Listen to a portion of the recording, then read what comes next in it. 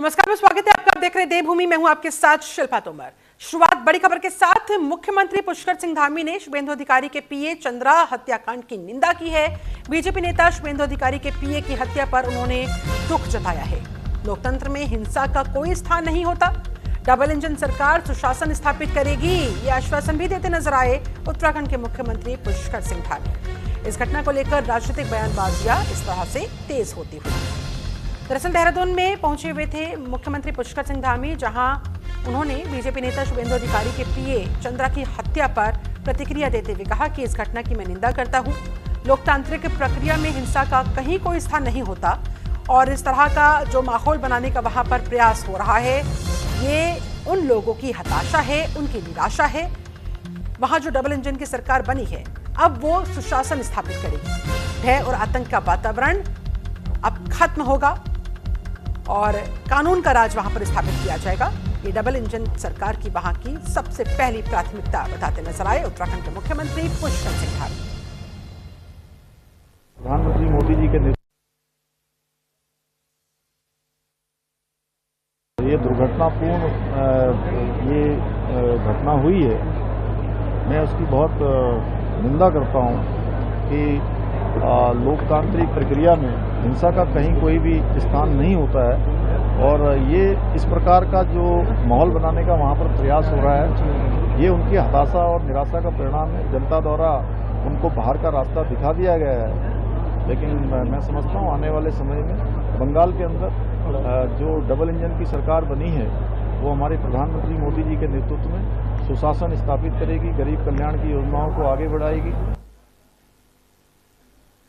देहरादून में मुख्यमंत्री पुष्कर सिंह धामी का बड़ा बयान सामने आया है। रोजगार के अवसर बढ़ाने की दिशा में सरकार लगातार प्रयास कर रही है। उन्होंने कहा कि 2022 से कई नीतियों से लोगों को लाभ पहुंचाने का वो दावा करते नजर आए। इस दिशा में काम किया जा रहा है। आर्थिक स्थिति मजबूत करने पर सरकार का खास फोकस है। कई जनकल्याणकारी योजनाएं लागू होने की बात भी उनकी तरफ से कही गई।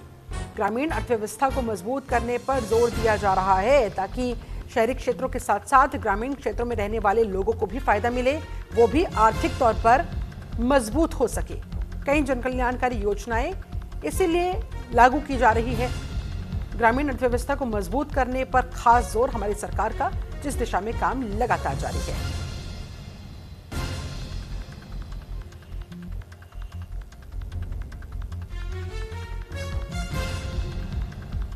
अपनी आजीविका को भी बढ़ा रहे हैं, आर्थिक को भी बढ़ा रहे हैं, ग्रामीण अर्थव्यवस्था को मजबूती प्रदान कर रहे हैं और राज्य को आगे बढ़ाने में भी अपना योगदान दे रहे हैं। सरकार भी उनके साथ कदम से कदम मिलाकर चल रही है और हमने 2022 से अनेक नीतियों के माध्यम से जो उनको सीधे सीधे फायदा पहुंचाए, उनकी अर्थव्यवस्था को मजबूती प्रदान करे, उनको रोजगार प्रदान करें, उसके लिए हम निरंतर काम कर रहे हैं और आगे भी हम काम करेंगे। अनुदान की अनेक योजनाएं हम इसमें चला रहे हैं। और अब बात करेंगे मौसम के मिजाज की। उत्तराखंड में मौसम ने अचानक करवट लेकर हर किसी को चौंका दिया। जहां मौसम विज्ञान केंद्र की भविष्यवाणियां बिल्कुल सटीक साबित हो रही है। आसमान में काले घने बादल छाए दिखे, तेज हवाओं के साथ बिजली कड़कने लगी और फिर झमाझम बारिश शुरू हो गई। तेज आंधी और तूफान के चलते कई इलाकों में पेड़ गिरने की शिकायतें भी सामने आई। वहीं बागवानी और खेती को जबरदस्त नुकसान भी पहुंचा है। इस तरह की भी खबरें हैं। बारिश ने जहां भीषण गर्मी से लोगों को राहत दी, तो वहीं रोजमर्रा के कामकाज पर निकलने वाले लोगों की मुश्किलें भी कहीं न कहीं बढ़ा दी है। मौसम की इस ठंडी करवट का असर कारोबार पर भी देखने को मिल रहा है। फिलहाल लगातार हो रही बारिश और तूफान ने आम जनजीवन को अस्त व्यस्त करके रख दिया, लेकिन गर्मी से राहत मिलने की वजह से लोगों को ये मौसम का बदला हुआ अंदाज सुकून भी देता हुआ दिखाई दे रहा है। उत्तराखंड में मौसम का मिजाज पूरी तरह से बदला हुआ नजर आ रहा है। कहीं तेज तूफान, कहीं ओलावृष्टि तो कहीं झमाझम बारिश लोगों की मुश्किलें बढ़ा रही हैं। तेज हवाओं के कारण पेड़ गिरने और टीन की छतें उड़ने जैसी घटनाएं भी सामने आ रही हैं। वहीं बागवानी और फसलों को नुकसान होने से आने वाले दिनों में आम, लीची और सब्जियां महंगी हो सकती हैं। हालांकि इस बारिश ने भीषण गर्मी से लोगों को राहत जरूर दी है, लेकिन लगातार खराब मौसम से जनजीवन और कारोबार दोनों ही प्रभावित होते दिखाई दे रहे हैं। न्यूज़ इंडिया के लिए अमित रावत, विकासनगर। उधर चंपावत में हुए नाबालिग से दुष्कर्म के मामले में ऋषिकेश में यूथ कांग्रेस और एनएसयूआई के कार्यकर्ताओं ने जोरदार प्रदर्शन किया। कार्यकर्ताओं ने सरकार के खिलाफ नारेबाजी की, आरोपियों को फांसी देने की मांग की गई। प्रदर्शनकारियों का कहना था कि प्रदेश में दुष्कर्म की घटनाएं लगातार बढ़ती जा रही है। क्षेत्र में ऐसी घटना होना कानून व्यवस्था पर बड़ा सवाल है। यूथ कांग्रेस और एनएसयूआई ने निष्पक्ष और तुरंत जांच करने की इस मामले में मांग की है। दोषियों को कठोर सजा देने की मांग की है। साथ ही चेतावनी दी है कि अगर कार्रवाई नहीं होती तो इस मुद्दे को उठाकर, महिला सुरक्षा के मुद्दे को उठाकर जबरदस्त आंदोलन किया जाएगा, सड़कों पर उतरा जाएगा। चंपावत में एक संसार करने वाला मामला हम सबके सामने आया है। प्रदेश के मुख्यमंत्री और वहाँ के क्षेत्रीय विधायक जो हमारे प्रदेश के मुखिया हैं, उनके गृह क्षेत्र में इस तरह की बिल्कुल ही ऐसी घटना हुई है जो संसार कर रही है पूरे प्रदेश को। 16 वर्षीय बालिका के साथ मंडल के उपाध्यक्ष द्वारा जो सामूहिक रूप से बलात्कार किया गया है, वो एक बहुत संसार करने वाला विषय है। मैं सरकार से एक सवाल पूछना चाहता हूं कि सरकार इस प्रदेश को किस ओर ले जाना चाहती है। लगातार इस प्रदेश में बलात्कार जैसे मामले लगातार बढ़ते जा रहे हैं और सरकार किसी भी तरह का कोई ठोस कदम उठाने के लिए तैयार नहीं। मैं जैसा कि ये कहना चाहता हूँ कि कल अभी तक घटना को हुए हुए 16 घंटे हो चुके, बट अभी तक कोई कानूनी कार्रवाई नहीं की गई है। और ये कानूनी कार्रवाई यदि नहीं करते तो हम उक्त आंदोलन पे बांधे होंगे और हम उक्त आंदोलन करेंगे जल्द से जल्द। वहीं आगामी कांवड़ यात्रा को सुव्यवस्थित और सफल बनाने के लिए हरिद्वार जिला प्रशासन ने अपनी तैयारियां तेज कर दी है। जहां जिलाधिकारी मयूर दीक्षित की अध्यक्षता में बैठक का आयोजन किया गया, जिसमें सभी विभागों को अपनी व्यवस्थाएं समय से दुरुस्त करने के निर्देश दिए गए। बैठक में यातायात प्रबंधन, भीड़ नियंत्रण, सुरक्षा व्यवस्था, स्वच्छता, पेयजल, पार्किंग और निर्माण कार्यों की समीक्षा की गई। जिलाधिकारी ने कुंभ और कांवड़ यात्रा से जुड़े निर्माण कार्य 30 जून तक हर हाल में पूरा करने के निर्देश दिए हैं। देखिए, आगामी कांवड़ यात्रा को लेकर आज एक बैठक की गई थी। इससे पूर्व भी एक बैठक कुंभ मेले के साथ जो कार्य हो रहे हैं उनको लेकर की गई थी। आज सभी डिपार्टमेंट्स को बताया गया कि वो अपना एक्शन प्लान बना लें कांवड़ मेले को देखते हुए। और चूंकि कांवड़ मेला जुलाई जो है लास्ट वीक में प्रस्तावित है, उस डेट से लेकर अभी तक जितना भी दिन है उसमें हमें समस्त कार्य जो ऑनगोइंग है, जैसे सीवर का काम है, एनएचए काम है, जितना हम कंप्लीट कर सकते हैं उनको युद्ध स्तर पे काम करेंगे। साथ ही यात्रियों की सुरक्षा के लिए और साथ ही लोकल हमारे जो नागरिक हैं उनके लिए भी कोई दिक्कत का सामना न हो, इस हिसाब से ट्रैफिक प्लान बनाया जाएगा। सभी डिपार्टमेंट्स को बताया गया कि पिछले सालों के कांवड़ मेले के दौरान जो भी और बेहतर कार्य हम कर सकते हैं, जो सुझाव आए हैं या जो समस्याएं आई हैं, उसको निराकरण करते हुए अपने कार्रवाई करें। हरिद्वार में आगामी कांवड़ यात्रा को देखते हुए जिलाधिकारी मयूर दीक्षित ने हरिलोक, तिराहा, ज्वालापुर और बहादुराबाद टोल प्लाजा पर निर्माणाधीन फ्लाईओवर कार्यों का स्थलीय निरीक्षण किया। निरीक्षण के दौरान फ्लाईओवर निर्माण कार्यों की धीमी प्रगति पर डीएम ने गहरी नाराजगी जताते हुए संबंधित अधिकारियों और कार्यदायी संस्था को कड़ी फटकार लगाई। जिलाधिकारी ने निर्देश दिए कि कांवड़ यात्रा शुरू होने से पहले सभी जरूरी निर्माण कार्य हर हाल में पूरे किए जाने चाहिए। सड़क किनारे पड़ा हुआ मलबा तुरंत हटना चाहिए ताकि यात्रा के दौरान यातायात व्यवस्था प्रभावित न होने पाए।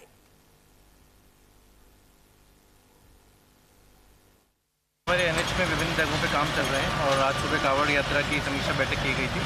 इसके साथ ही कुंभ मेला भी 2027 में है, जिसके क्रम में जितने भी यहाँ पर बहादुराबाद तिराहे पर, बहादुराबाद टोल, हरिलोक पर और साथ ही आगे जितने भी हमारे सिंहद्वार के आसपास फ्लाईओवर का निर्माण हो रहा है, वहाँ पर निरीक्षण किया गया। कार्य में जो बाधाएं हैं उसको दूरी करने के लिए सभी डिपार्टमेंट का कोऑर्डिनेशन कराया गया है। गति दी गई है काम को और साथ ही कहा गया है कि 30 जून तक मैक्सिमम काम कंप्लीट कर लें, क्योंकि जुलाई में बारिश भी है और फिर कांवड़ यात्रा भी है।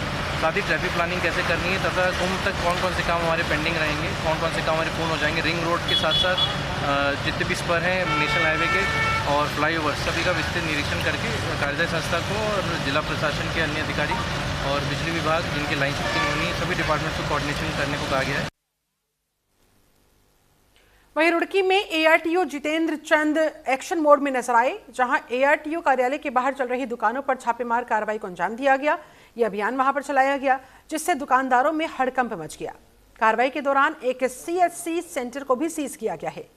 बताया जा रहा है कि 5 मई को किसान यूनियन के कार्यकर्ताओं ने एआरटीओ कार्यालय पहुंचकर विभिन्न मांगों को लेकर ज्ञापन सौंपा था, जिसके बाद ये कार्रवाई की गई है।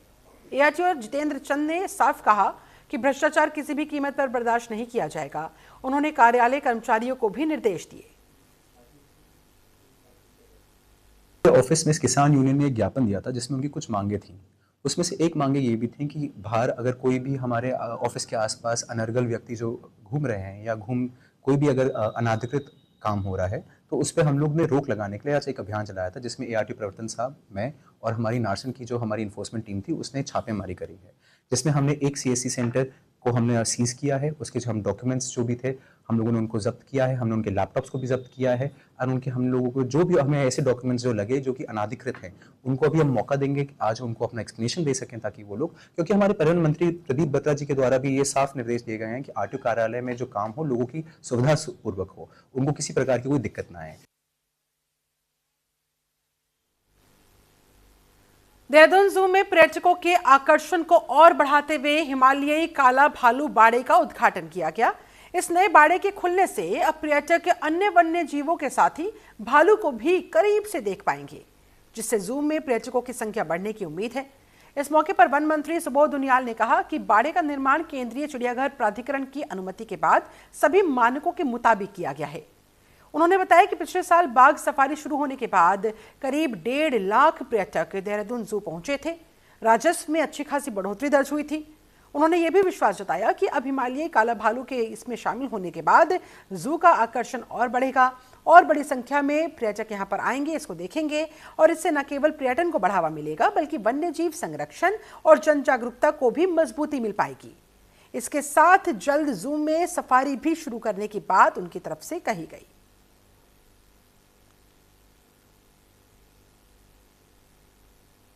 जब विगत दिनों हम लोगों ने जहाँ पर टाइगर को रिलीज किया तो उसके बाद करीबन 1.5 लाख पर्यटकों की संख्या में वृद्धि हुई और करीबन 1.5 करोड़ की यात्रा थी रेवेन्यू रिसीव की बढ़ी है। तो ये इस बात को दिखाता है कि लोगों में जानवरों के प्रति एक प्रेम भी है और वो कहीं ना कहीं उनको देखकर अपने रोमांचित भी होते हैं, आनंदित भी होते हैं। तो आज भालू को रिलीज करने के बाद और वो भी ऐसा जो कि एक चक्रौता में जिसको परिवार के सदस्य की तरह पाला गया, आज इसको रिलीज किया गया। मुझे लगता है लोगों की विगत दिनों के भालू बहुत चर्चा में रहा ह्यूमन वाइल्ड लाइफ में। वहीं चंपावत जिले के मंच तामली सड़क पर एक कार अनियंत्रित होकर 200 फीट गहरी खाई में जा गिरी। इस दुर्घटना में वाहन चालक गंभीर रूप से घायल हो गया। सूचना मिलते ही तुरंत पुलिस की टीम मौके पर पहुंची। ग्रामीणों की मदद से चालक को खाई से बाहर निकाला गया और इलाज के लिए अस्पताल में भर्ती करवाया गया। वहीं तामली थानाध्यक्ष कैलाश चंद्र जोशी के मुताबिक वाहन लगभग 200 फीट गहरी खाई में गिरा। घायल की स्थिति गंभीर थी, जिसे देखते हुए CHC से जिला अस्पताल चंपावत के लिए उसे रेफर कर दिया गया। अस्पताल पहुंचने से पहले ही लेकिन चालक की मौत हो गई, जिसके बाद पुलिस ने शव को अपने कब्जे में लेकर पोस्टमार्टम के लिए भिजवा दिया और मामले की जांच शुरू कर दी गई है।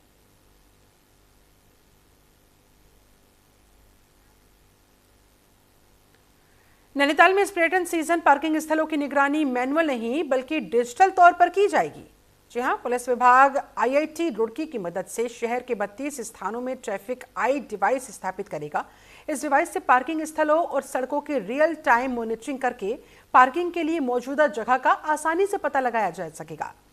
IG रिधिम अग्रवाल के मुताबिक विभागीय स्तर पर पुलिस ने नैनीताल शहर, रानीबाग, काठगोदाम, कैंचीधाम क्षेत्र में ऐसे 74 स्थल चिन्हित किए हैं जहां पर ये डिवाइसेस लगाई जा सकती है। मई के अंत तक इन डिवाइसेस को शहर की माल रोड समेत सभी पार्किंग स्थलों पर स्थापित कर दिया जाएगा ताकि लोगों को सहूलियत हो सके। देखिए, ट्रैफिक आई डिवाइस एक ऐसा डिवाइस है, एक इंस्ट्रूमेंट है जो हमें पार्किंग्स की, हमारे नैनीताल शहर में जितनी पार्किंग्स हैं उनकी एक्चुअल ऑक्यूपेंसी कितनी है, कितनी जगह अभी खाली है, उस संबंध में रियल टाइम पुलिस के ऑफिसर्स मॉनिटर कर सकें, इसमें वो हेल्प करता है। तो ट्रैफिक आई डिवाइस साथ ही साथ अगर हम उसको एन रूट लगाएंगे तो कितने व्हीकल्स ऑन द मूव हैं वो भी हमें real time information pass on करेगा। हमारा प्रयास यही है कि हम इस तरीके से इंटीग्रेट करें इन डिवाइसेस को कि हमारे हर ऑफिसर के पास थाने चौकी में सर्कल लेवल पर जितनी पार्किंग्स अवेलेबल हैं उन पार्किंग्स में कितनी गाड़ियों की अभी अवेलेबिलिटी है, कितनी गाड़ियां रास्ते में हैं और किस समय हमें गाड़ियों के मूवमेंट को रोकना होगा, रेगुलेट करना होगा, इस संबंध में टाइमली अलर्ट्स जारी कर सके। हरिद्वार की भेल क्षेत्र की सड़कों पर गुलदार दिखाई देने से लोगों में चिंता बढ़ गई है। जहां राहगीरों ने गुलदार का वीडियो कैमरे में कैद कर लिया। वीडियो में देखा जा सकता है कि गुलदार रिहायशी इलाकों के बीच वहां पर सड़क पर घूमता हुआ दिखाई दिया। जिससे आसपास के मौजूद लोगों में दहशत बढ़ गई। स्थानीय लोगों का कहना है कि पिछले कुछ समय से वन क्षेत्र से जंगली जानवर लगातार आबादी वाले इलाकों में पहुंच रहे हैं। भेल और आसपास के क्षेत्रों में पहले भी वन्य जीवों की आवाजाही सामने आ चुकी है, जिससे लोगों में सुरक्षा को लेकर, अपनी जान को लेकर चिंता बनी हुई है।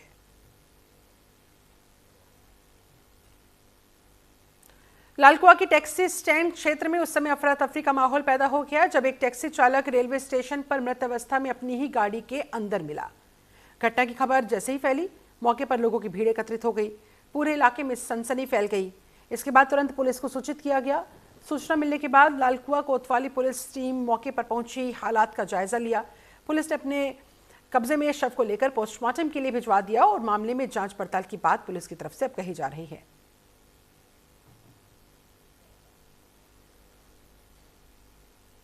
लालकुआ थाना क्षेत्र में एक सूचना मिली थी जिसमें एक टैक्सी चालक जो अपनी ड्राइविंग सीट पे बैठा अचेत अवस्था में मिला था, तो इसमें मौके पे पुलिस गई थी। फोरेंसिक टीम को भी मौके पे बुलाया था और उसका पंचायतनामा भर के पोस्टमार्टम की कार्रवाई करवाई जा रही है। उसकी पहचान मदन लाल बागेश्वर निवासी के रूप में।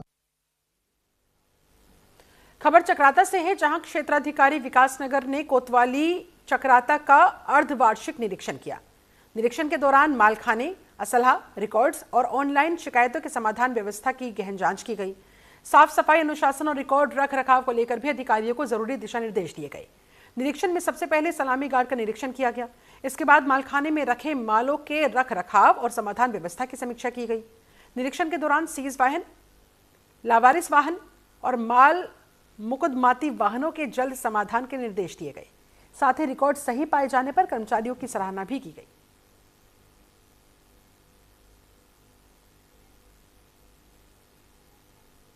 कोतवाली में हुए अर्धवार्षिक निरीक्षण के दौरान पुलिस व्यवस्थाओं की बारीकी से जांच की गई। मालखाने से लेकर असला, अभिलेखों और ऑनलाइन शिकायतों के निस्तारण तक हर व्यवस्था को परखा गया।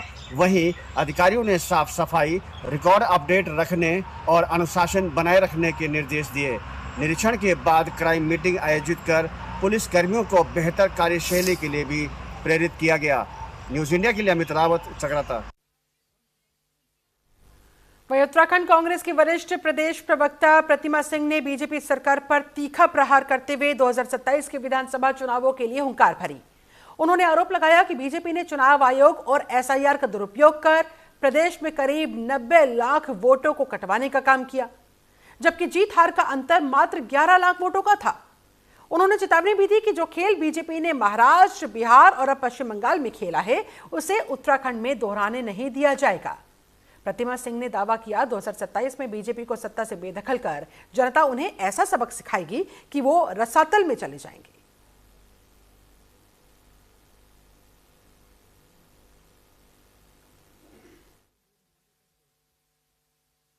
बिल्कुल कांग्रेस ने ट्रेलर देख लिया है कि किस तरीके से आपने लोकतंत्र की हत्या की, किस तरीके से आपने जो है इलेक्शन कमीशन का इस्तेमाल करके एसआईआर के माध्यम से 90 लाख से ज्यादा कुछ जो वोट थे वो कटवाने का कार्य किया और जीत और हार के बीच का जो मार्जिन है वो 11 लाख वोटर्स का है। तो आप 90 लाख में आप समझ सकते हैं कि 11 लाख वोटर्स बहुत बड़ी भूमिका निभा रहे हैं। तो बिल्कुल हमने सबक लिया है कि एसआईआर आप उत्तराखंड में कराने की तैयारी कर रहे हैं। हम एक एक वोट को नहीं छोड़ेंगे, एक एक वोटर का जो अधिकार है उसे कांग्रेस पार्टी उसका हनन नहीं होने देगी।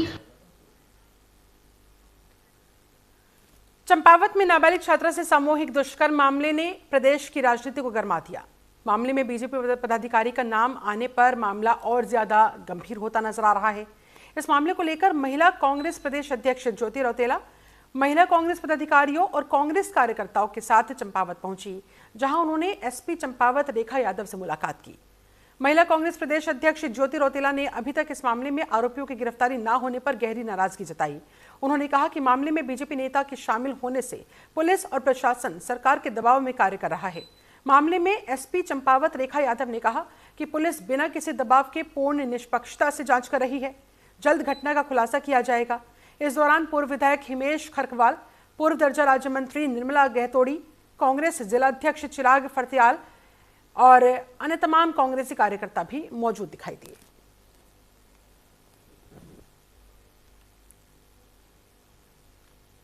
बड़े अफसोस की बात है कि लगातार देवभूमि उत्तराखंड हम बोलते हैं इस प्रदेश को, और ये मुख्यमंत्री की जो पुष्कर सिंह धामी की सीट है, और यहाँ पे ये तीसरी घटना है जहाँ पे गैंग रेप जैसी घटना और रेप जैसी घटना हुई है। 16 साल की एक बच्ची के साथ रेप की घटना है। और जब कल हम लोगों ने ये सोशल मीडिया में देखा कि जिस तरीके से ये घटना बताई गई थी कि बच्ची को निर्वस्त्र करा गया था, उसकी घटना के बाद वो इस कंडीशन में उसके हाथ पैर बंधे हुए हैं, और हम लोग सब कंसर्न है कि इस तरीके की घटना जो मणिपुर में हुआ आज उत्तराखंड में हो रहा है, और ये कहीं ना कहीं हमारी बच्चियों के मन में, हमारे माता पिता के मन में, भाइयों के मन में डर पैदा कर रहा है। हम अभी यहाँ पे आए, एसपी जो रेखा यादव जी हैं उनसे बात हुई, लेकिन उनसे बात करके मैं ये बोलूँगी कि हम लोग संतुष्ट नहीं हुए। कुछ समय पूर्व क्षेत्र के जनप्रतिनिधि यहाँ पर आकर के उन्होंने घटना के बारे में हमारी कार्रवाई जो प्रचलित है उसके संबंध में जानकारी एकत्रित की। हमारे द्वारा उनको आश्वस्त किया गया है कि जो घटनाक्रम घटित हुआ है, जिसमें अभियोग पंजीकृत हमारे द्वारा किया जा चुका है, और हमारे द्वारा उनको आश्वस्त किया गया कि घटना का शीघ्र अनावरण किया जाएगा और निष्पक्ष रूप से इस पूरे घटनाक्रम की जाँच वर्तमान में प्रचलित है। किसी भी प्रकार से किसी को कोई लाभ हमारे द्वारा नहीं दिया जा रहा है। जो दोषी हैं उनको निश्चित ही सलाखों के पीछे कानून के दायरे में लाया जाएगा। देख रहे हैं कि मुख्यमंत्री के आदर्श जिले में जब से पुष्कर सिंह धामी मुख्यमंत्री बने हैं, ये तीसरी घटना भाजपा के कार्यकर्ता और नेता द्वारा की गई है, जो काफ़ी निंदनीय है। और हम पूरी तरह कांग्रेस पार्टी उसका विरोध करती है, और पूरे कांग्रेस जन हम सब उस पीड़ित परिवार के साथ खड़े हैं। और मैं कहना चाहता हूं, धामी जी, आप इतना संरक्षण दे रहे हैं, 2 दिन आज होने को हैं, और दोषी अभी तक सराखों के पीछे नहीं है, जो कि काफ़ी शर्मनाक है। आप इन चीज़ों को दबाने का काम करें, लेकिन कांग्रेस पार्टी उस परिवार के साथ खड़ी है जिनका शोषण हुआ है। देहरादून के ITI ग्राउंड में पशुपालकों, दुग्ध उत्पादकों के साथ संवाद कार्यक्रम का आयोजन किया गया। इस कार्यक्रम में मुख्यमंत्री पुष्कर सिंह धामी, कैबिनेट मंत्री सौरभ बहुगुणा और अन्य अतिथियों ने हिस्सा लिया। इस दौरान सीएम धामी ने सभी से संवाद किया, बातचीत की। इस दौरान सीएम धामी कहते नजर आए कि राज्य में पशुपालन, दुग्ध उत्पादन और मत्स्य पालन के क्षेत्र में तेजी से बढ़ोतरी हुई है, और किसान अपनी आय बढ़ाने के साथ राज्य की अर्थव्यवस्था को भी मजबूत कर रहे हैं। सरकार की ओर से किसानों को अनुदान योजनाओं का लाभ दिया जा रहा है, ताकि उन्हें रोजगार और बेहतर बाजार मिल सके। वहीं पशुपालन मंत्री सौरभ बहुगुणा ने बताया कि 2022 से अब तक पशुपालन, डेयरी और मत्स्य विभाग के जरिए 27,000 से ज्यादा लोगों को लाभ पहुंचाया गया है।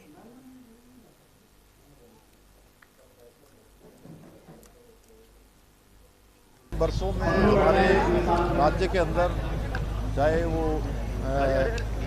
चाहे वो दुग्ध उत्पादन का क्षेत्र हो, पशुपालन का क्षेत्र हो या मत्स्य पालन का क्षेत्र हो, हर क्षेत्र में उल्लेखनीय रूप से आज वृद्धि हुई है। और हमारे किसान भाई बहन अपने पशुपालन के क्षेत्र में, मत्स्य पालन के क्षेत्र में या दुग्ध उत्पादन के क्षेत्र में तेज़ गति से वृद्धि कर रहे हैं, अपनी आजीविका को भी बढ़ा रहे हैं, आर्थिकी को भी बढ़ा रहे हैं, ग्रामीण अर्थव्यवस्था को मजबूती प्रदान कर रहे हैं, और राज्य को आगे बढ़ाने में भी अपना योगदान दे रहे हैं। सरकार भी उनके साथ कदम से कदम मिलाकर चल रही है, और हमने 2022 से अनेक नीतियों के माध्यम से जो उनको सीधे सीधे फ़ायदा पहुंचाए, उनकी अर्थव्यवस्था को मजबूती प्रदान करे, उनको रोजगार प्रदान करे, उसके लिए हम निरंतर काम कर रहे हैं और आगे भी हम काम करेंगे। अनुदान की अनेक योजनाएं हम इसमें चला रहे हैं। हमारा प्रयास है कि हमारे किसान भाई बहन, चाहे वो पशुपालन के क्षेत्र में काम करते हों या दुग्ध उत्पादन के क्षेत्र में काम करते हों या